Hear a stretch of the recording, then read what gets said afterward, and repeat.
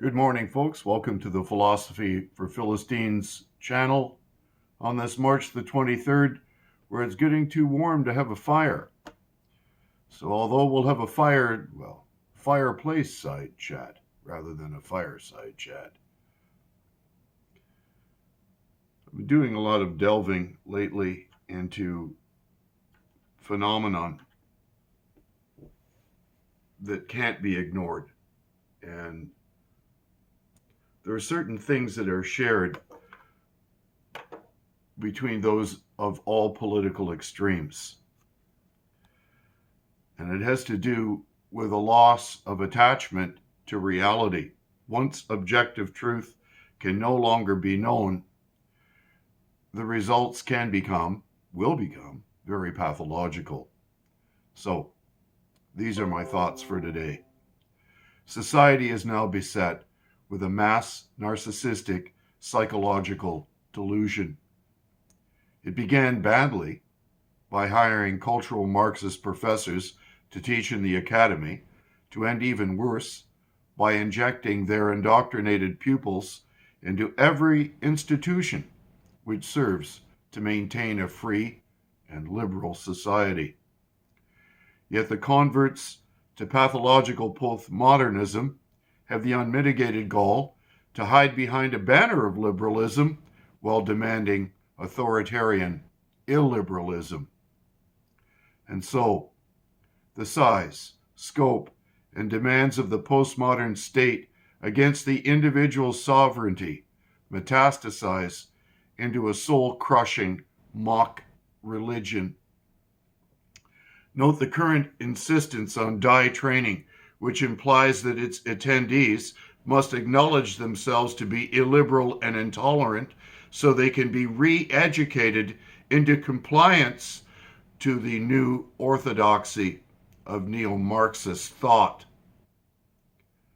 As evolutionary behavioral scientist Professor Dr. Gad Saad writes in an article dated from March 13th, 2021, entitled Diversity, Inclusion, and Equity, die, and the death of meritocracy.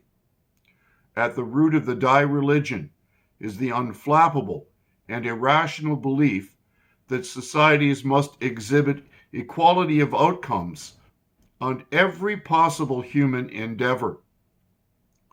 When this cancerous objective is not met, it is presumed that the sole possible explanation is institutionalized bigotry. Of course, people with functioning brains recognize that most complex phenomenon are multifactorial in their causes.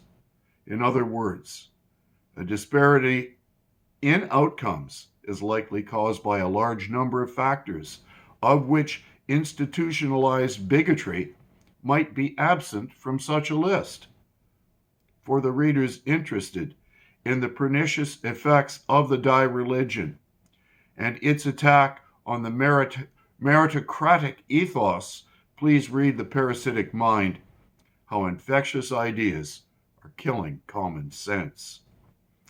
With that in mind, let's apply the liberating framework of the die religion to a broad range of phenomenon.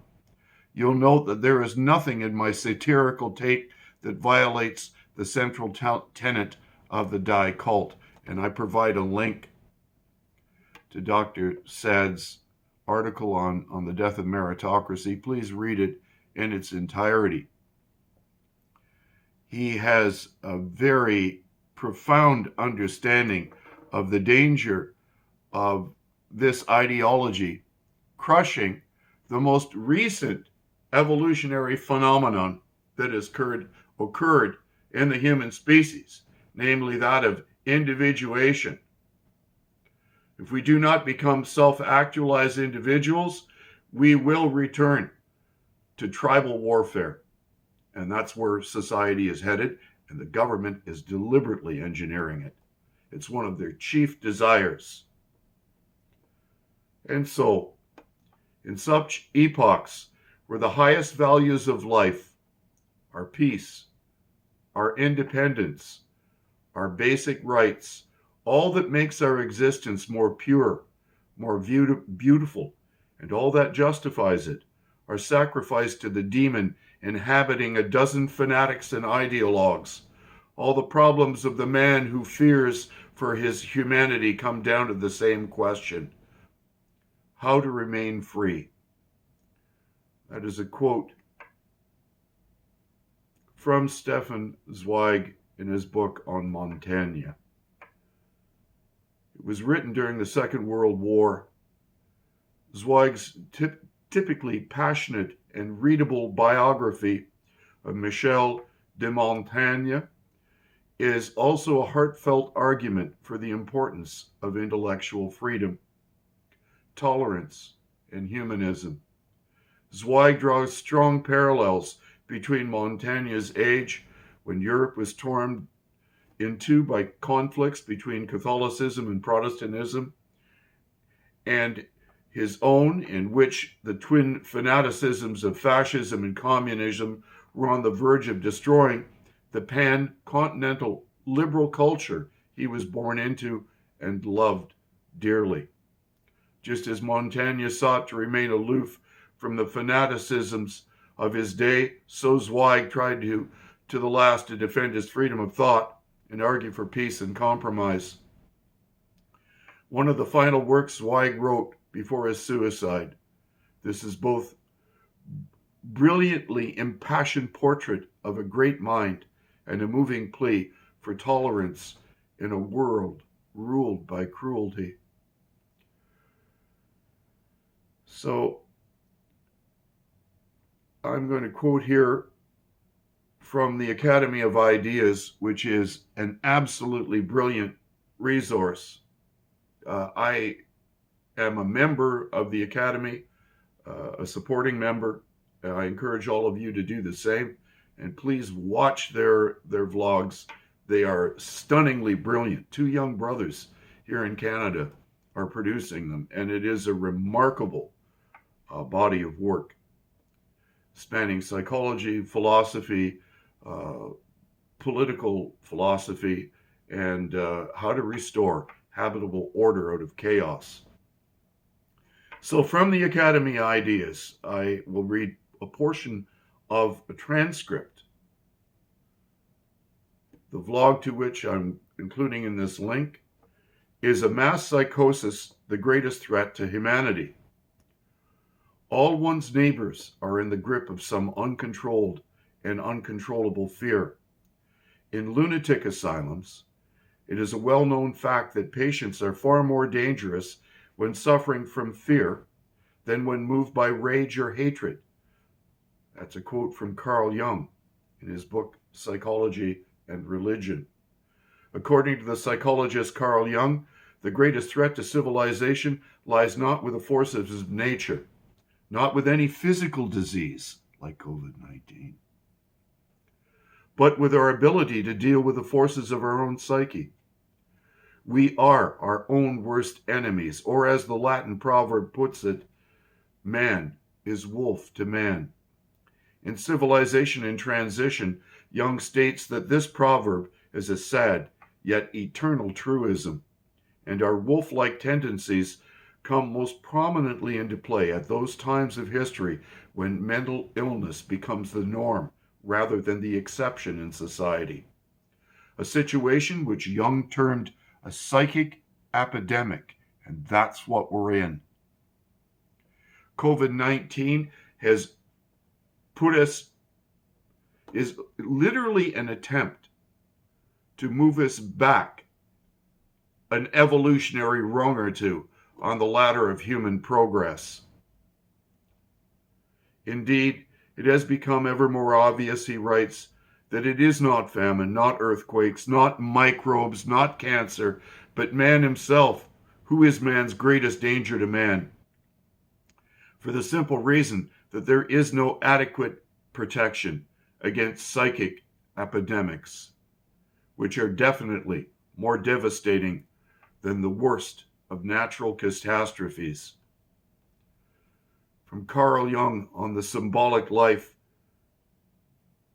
In this video, we're going to explore the dangers of all psychic epidemics, the mass psychosis. A mass psychosis is an epidemic of madness, and it occurs when a large portion of society loses touch with reality and descends into delusion. Such a phenomenon is not a thing of fiction. Two examples of mass psychosis are the American and European witch hunts of the 16th and 17th centuries, and the rise of totalitarianism in the 20th century. During the witch hunts, thousands of individuals, mostly women, were killed not for any crimes they committed, but because they became the scapegoats of societies gone mad. In some Swiss villages, there were scarcely any women left alive after the frenzy had finally burned itself out. Francis Hill, that's a quote from Francis Hill from his work, A Delusion of Satan, and this is satanic. The totalitarian experiments of the 20th century are a more recent and a more deadly example of mass psychosis. In countries such as the Soviet Union, Nazi Germany, North Korea, China, and Cambodia, it was a collective detachment from reality and a descent into delusions and paranoia that permitted the rise of the all-powerful totalitarian governments that destroys the lives of hundreds of millions. The totalitarian systems of the 20th century represent a kind of collective psychosis, whether gradually or suddenly. Reason and common human decency are no longer possible in such a system. There is only a pervasive atmosphere of terror and a projection of the enemy imagined to be in our midst. Thus, society turns on itself, urging on by the ruling authorities. That's from Just Merleau, from his book, The Rape of the Mind. When a mass psychosis occurs, the results are devastating. Jung studied this phenomenon thoroughly and wrote that the individuals who make up the infected society become morally and spiritually inferior. They sink unconsciously to an inferior intellectual level. They become more unreasonable, irresponsible, emotional, erratic, and unreliable. And worst of all, crimes the individual could never stand are freely committed by the group, smitten by madness. That's from Carl Jung in his book, The Symbolic Life. What makes matters worse is that those suffering from a mass psychosis are unaware of what's occurring. For just as an individual gone mad cannot step out of his mind to observe the errors in his ways, so too there is no Archimedean point from which those living through a mass psychosis can observe their collective madness.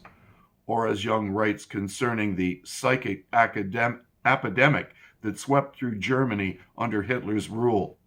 The phenomenon we are witnessing in Germany was nothing less than an outbreak of epidemic insanity.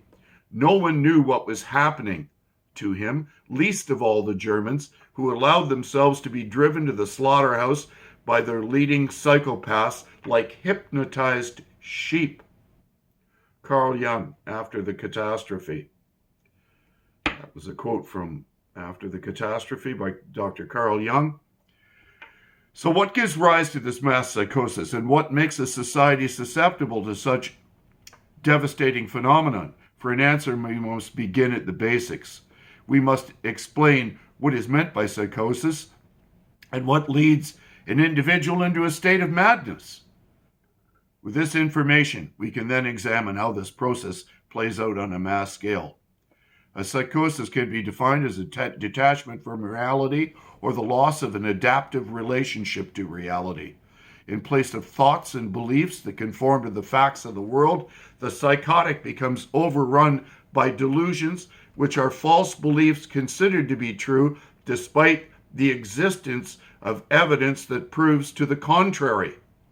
Delusion, writes Just Merleau, can be defined as the loss of an independent, verifiable reality with a consequent relapse into more primitive states of awareness. That's from Just Merleau's The Rape of the Mind.